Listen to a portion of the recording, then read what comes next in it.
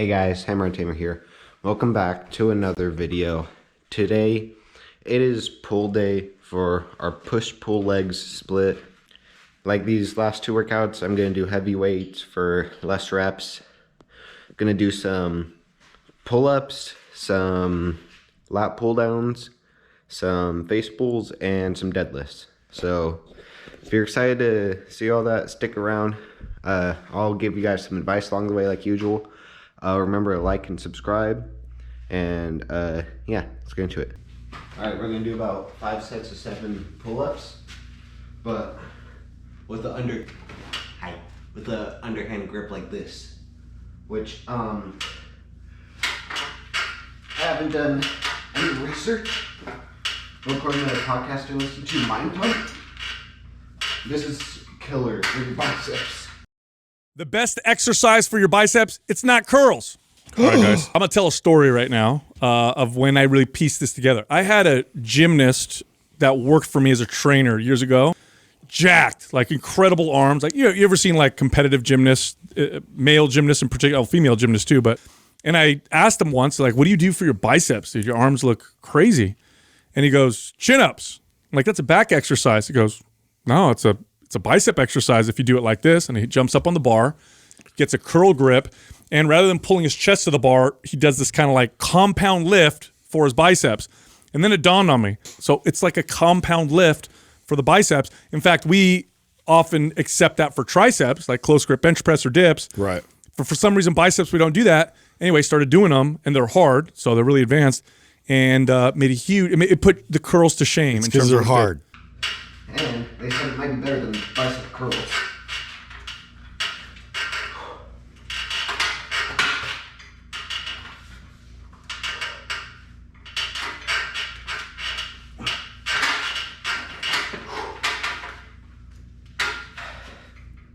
So yeah, supposedly, underhand grip like that, focusing on that bicep and squeezing it to like pull yourself up, helps with your bicep. And supposedly it does not better at that than bicep curls. But then again, I haven't done any of my own research. It's just what I heard according to a podcast. Really, you can't go wrong with either or, but I'm just doing this for today.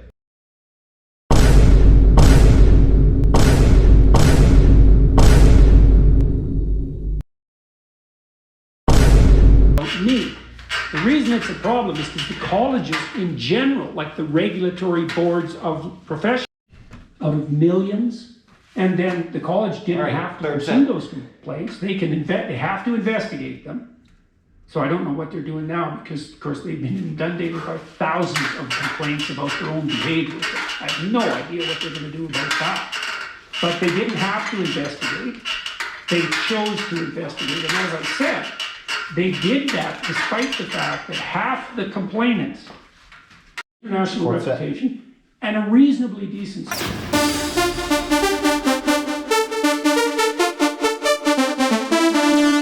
Ding, ding.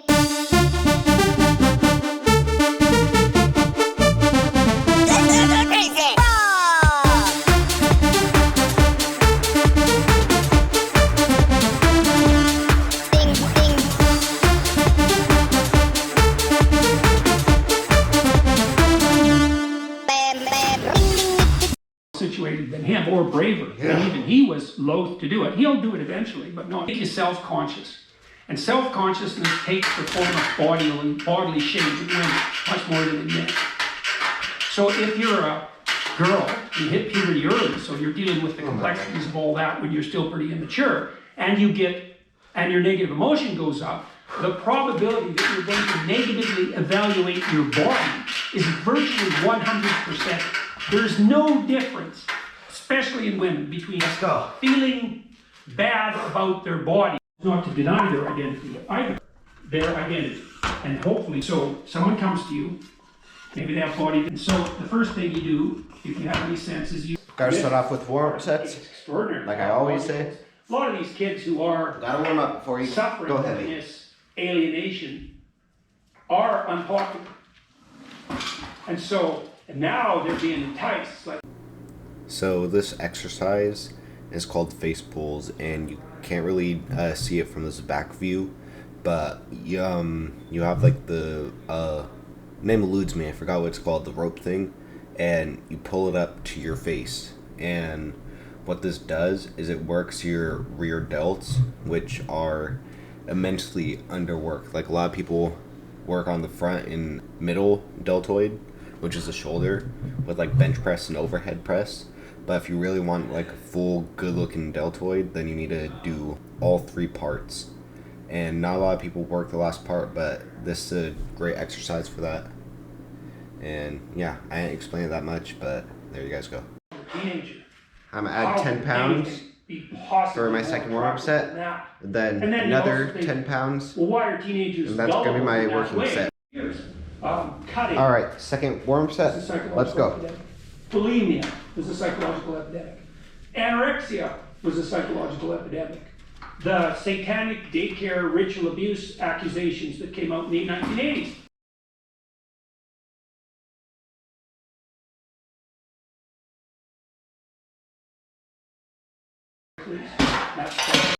Or do you want to be an interesting and compelling and nouveau, exciting? My first working set, Well, I'm gonna do 5 reps. Girl, and you've been unpopular. That's brutal. Earlier on, I know I said you're supposed to pull it up to your face, which is what I'm trying to do, but that's as far up as the machine will go.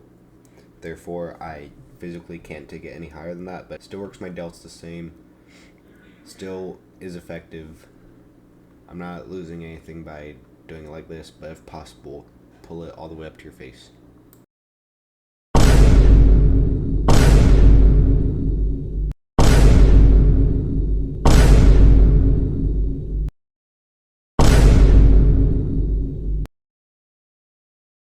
Yeah, that's for sure, man. What a crazy Yeah, and here, situation. let's add something equally ugly to it, Third since set. we haven't gone far enough yet.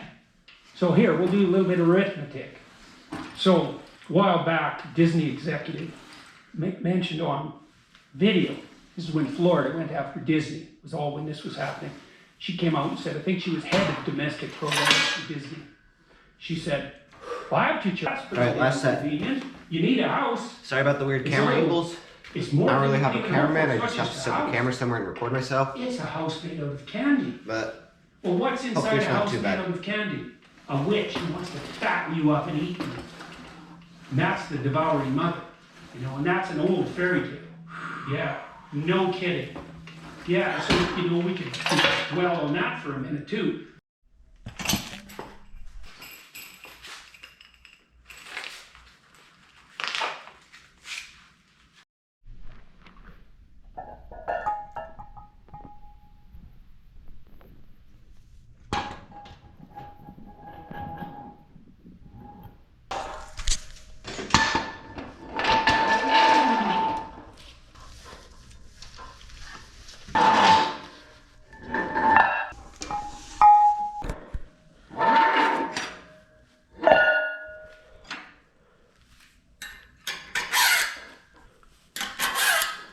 Yeah, you know, and that's the virtual planet, rapacious tyrant, you know, all devouring consumer religion. And it's more like something like, well, we want to ask people 6 key questions.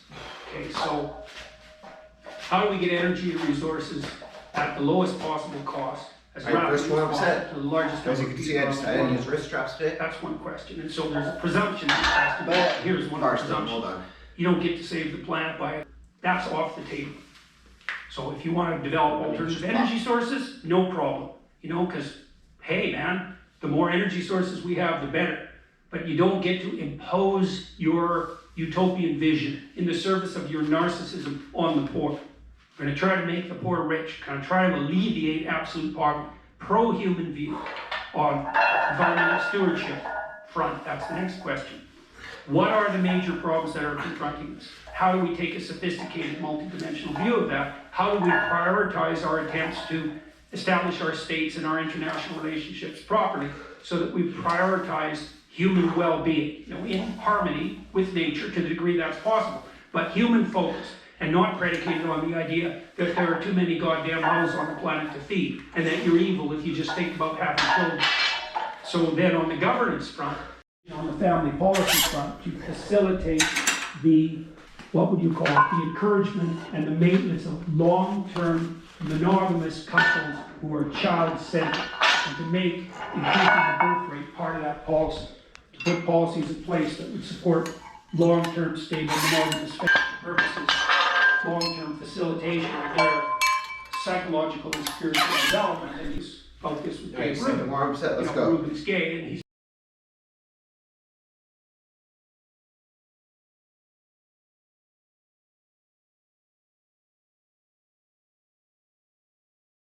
the ideal has to be surrounded by a fringe of tolerance. But that doesn't mean, human children are complicated. I think you can, maybe if you struggle madly for 6 hours a week, and then spend another 40 hours with your kids, and to do both of those optimally with no help. And we know perfectly well that when women get divorced, especially, and one story is power rules everything. That's not a very good story. It's a very pathological story. It's more like a confession, too. If the Daily Wire's going to release it all on YouTube for 2 months, one episode a week for 16 weeks, and then we're going to keep it on YouTube on the Daily Wire for free for 4 months. And so, and it lays out a vision of a program. And so, that is the God that, if you abide by that God, then you believe that tyranny is implicitly wrong, even if you tyrannize yourself, and that there's something implicitly virtuous about striving for freedom, especially if you're enslaved. So anyways, that's the voice that speaks to Moses. And the voice tells Moses to tell the Pharaoh, the tyrant, to let his people go. That's that famous line. I just load this bar up with 380, which is 5 pounds more than my last deadlift PR, which is 375. So I'm gonna try to lift this and get a new deadlift PR. Let's go. 3 left. Lightweight.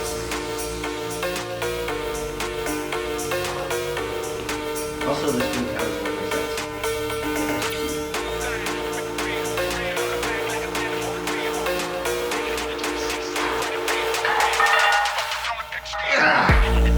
Lightweight! Let's go! I felt that. That was easy. Alright, last exercise, lat pull downs. Now, usually that's shielded from, veiled from, like God is veiled from, the same thing. And so, it's veiled by the fact that you regard some things as more important than others. And you do that implicitly. And so, for example, right now, you're devoting most of your cognitive and perceptual resources to my face and to what I'm saying.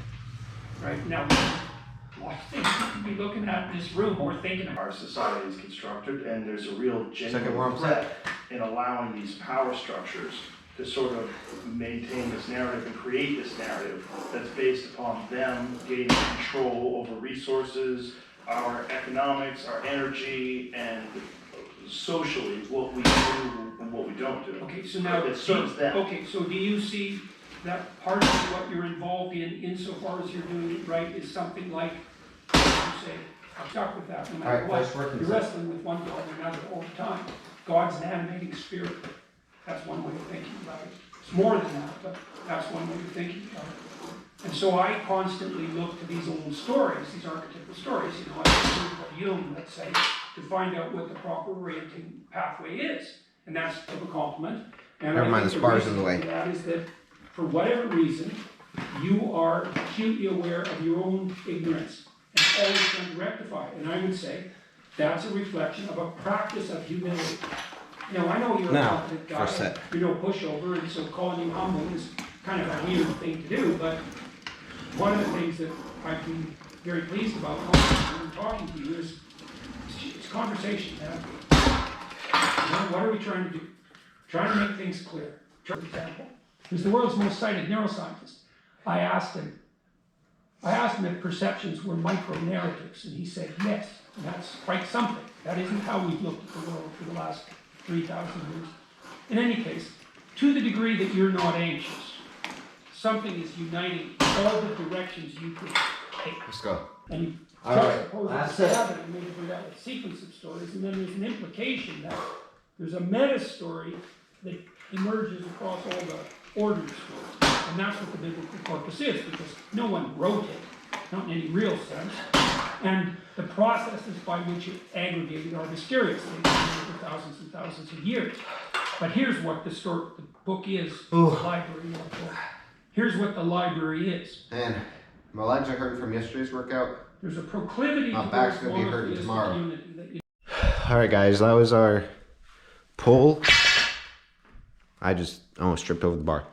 That was our pull, back, bicep, and rear delt workout for today. I hope you guys enjoyed. Remember, take a big shark bite of that like button, slap that subscribe button with your toe fin, hit that bell, and yeah, thank you all for watching. Peace out.